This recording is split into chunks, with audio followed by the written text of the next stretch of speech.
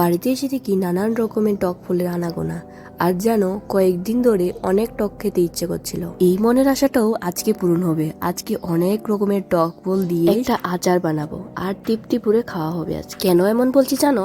এতটাই টক ফল আছে বাড়িতে, কোনটা ছেড়ে কোনটা খাই। তাই ভাবলাম আজকে সব কিছু দিয়ে জগা খিচুড়ির মতো একটা আচার বানাবো। বেশ ভালো লাগে। কিন্তু তোমরা কি ভাবছো আমি কি পাগল হয়ে গেছি?